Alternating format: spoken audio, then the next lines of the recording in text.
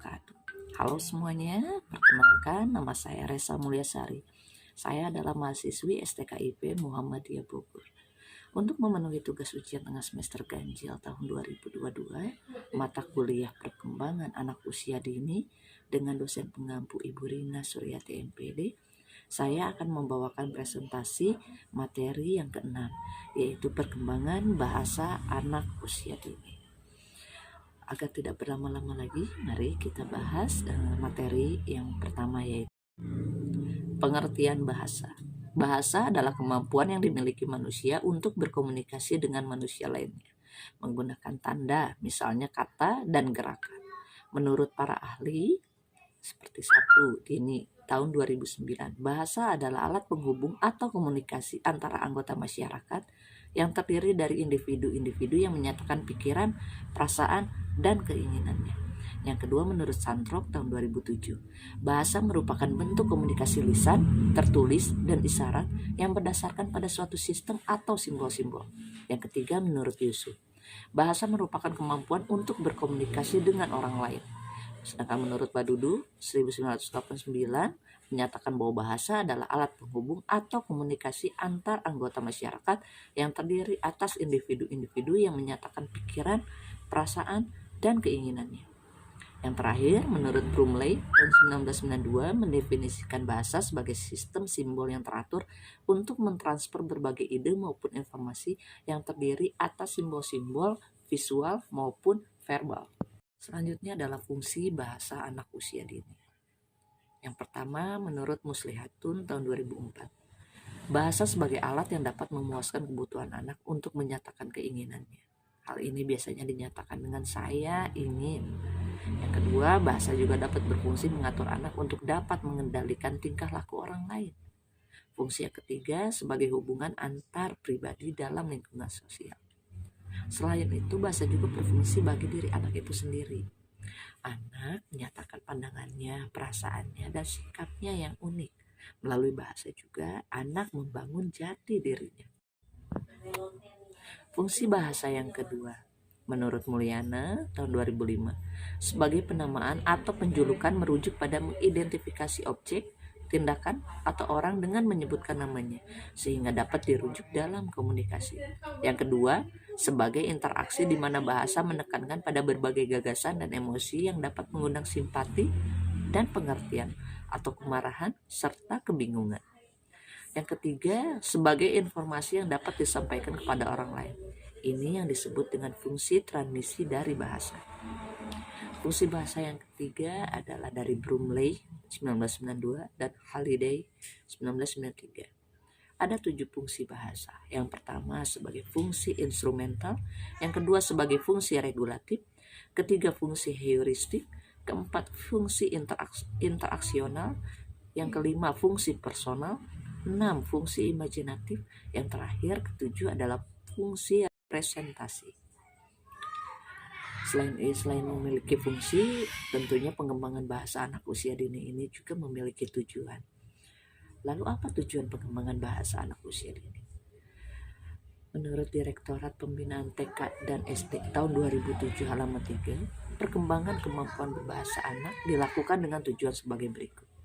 Yang pertama, agar anak dapat mengolah kata secara komprehensif. Yang kedua, agar anak dapat mengekspresikan kata-kata dalam bahasa tubuh yang dapat dipahami oleh orang lain. Yang ketiga, agar anak mengerti setiap kata yang didengar dan diucapkan, mengartikan dan menyampaikan secara utuh kepada orang lain. Yang keempat adalah agar anak dapat berargumentasi, meyakinkan orang lain melalui kata-kata yang diucapkannya. Apa hubungan bahasa dengan kognisi? Seperti yang sudah diungkapkan oleh salah satu psikologi, yaitu Jane Piaget, bahwasanya perkembangan kognitif anak mempengaruhi bahasa yang akan ia gunakan pula. Semakin tinggi kemampuan kognitifnya, maka semakin tinggi pula bahasa yang ia gunakan. Oleh karena itu, segala sesuatu yang berada di dalam kognitif setiap anak akan mempengaruhi pelabelan dan penyebutan suatu objek. Hubungan antar bahasa dan kognitif terletak pada pemikirannya, bahwasanya bahasa mempengaruhi pandangan anak terhadap dunia dan mempengaruhi pemikiran setiap anak yang memakai bahasa tersebut. Fase perkembangan bahasa pada anak. Yang pertama, menurut Sandrock tahun 2007, perkembangan bahasa anak dibagi atas fase prelinguistik, yaitu perkembangan bahasa anak usia 0 sampai 1 tahun. Sedangkan fase linguistik yaitu anak mulai mengucapkan kata-kata pertama sampai anak dapat berbicara lancar. Fase ini dimulai sejak usia 1 sampai 5 tahun. Sedangkan fase perkembangan bahasa anak menurut Ahmad Susanto tahun 2001, tahap perkembangan bahasa adalah sebagai berikut. Yang pertama, tahap prelinguistik, yaitu antara 0 sampai 1 tahun. Tahap ini terdiri dari tahap meraman 1, prelinguistik pertama dimulai dari bulan pertama hingga bulan ke-6, di mana anak akan mulai menangis, tertawa, dan menjerit. Tahap meraman kedua, prelinguistik yang kedua, biasanya merupakan tahap kata tanpa makna mulai dari bulan ke-6 hingga 1 tahun. Lalu tahap yang kedua, tahap linguistik. Tahap ini terdiri dari tahap 1 dan tahap 2. Tahap 1, holafrastik 1 tahun. Ketika anak-anak mulai menyatakan makna seluruhan frase atau kalimat dalam satu kata. Tahap ini juga ditandai dengan perbendaharaan kata anak hingga kurang lebih dari 50 kosakata. Tahap 2 frase 1 sampai 2, pada tahap ini anak sudah mulai mampu mengucapkan ucapan dua kata. Tahap ini juga ditandai dengan perbendaharaan kata anak sampai dengan rentang 50 sampai 100 kata. Tahap 3, pengembangan tata bahasa, yaitu prasekolah 3, 4, 5 tahun atau usia PAUD. Tahap-tahap ini akan anak sudah dapat membuat kalimat seperti telegram. Dilihat dari aspek pengembangan tata bahasa seperti subjek, predikat, objek. Anak dapat memperjuangkan kata menjadi satu kalimat. Yang keempat adalah tahap yang keempat, tata bahasa menjelang dewasa, yaitu 6 sampai 8 tahun. Tahap ini ditandai dengan kemampuan yang mampu menggabungkan kalimat menjadi kalimat yang lebih kompleks. Nah, lalu faktor apa saja sih yang mempengaruhi perkembangan bahasa pada anak? Ada 5 faktor yang mempengaruhi perkembangan bahasa pada anak. Yang pertama adalah umur anak. Faktor fisik akan ikut mempengaruhi karena semakin bertambahnya usia anak, maka semakin sempurna pertumbuhan organ bicara dan kerja otot-otot untuk melakukan gerakan-gerakan dan isyarat. Yang kedua adalah kondisi lingkungan. Kondisi lingkungan tempat anak tumbuh dan berkembang memberi andil yang cukup besar dalam berbahasanya. Seperti yang kita tahu, perkembangan bahasa anak-anak di lingkungan perkotaan pasti akan berbeda dengan lingkungan yang ada di pedesaan. Yang ketiga adalah kecerdasan anak. Kemampuan anak untuk meniru lingkungan tentang bunyi, suara, gerakan, dan mengenal tanda-tanda memerlukan kemampuan motorik yang baik. Kemampuan motorik seseorang berkorelasi positif dengan kemampuan intelektual atau tingkat berpikirnya. Yang keempat, status sosial ekonomi keluarga. Keluarga yang berstatus sosial ekonomi baik akan mampu menyediakan situasi yang baik bagi perkembangan bahasa anak-anak dan anggota keluarganya. Sedangkan faktor yang kelima adalah faktor kondisi fisik. Ini lebih ke kesehatan anaknya.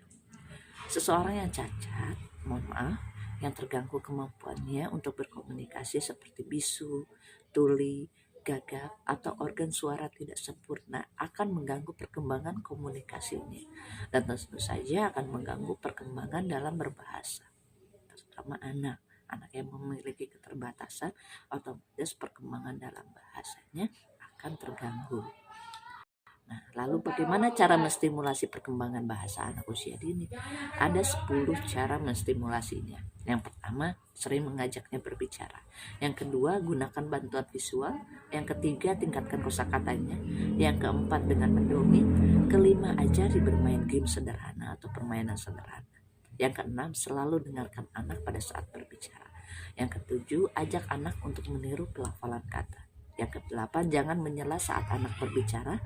Yang kesembilan, jangan berbicara seperti kekanak-kanakan atau kita orang dewasa menirukan cara berbicara anak. Yang kesepuluh, jangan membanding-bandingkan anak dengan orang lain. Nah, berikut adalah sumber-sumber yang saya ambil untuk membuat presentasi tentang perkembangan bahasa anak usia dini. Sekian dan terima kasih presentasi dari saya. Semoga presentasi ini bisa bermanfaat bagi yang menyaksikan. Saya ucapkan terima kasih. Wabillahi taufik wal hidayah. Assalamualaikum warahmatullahi wabarakatuh.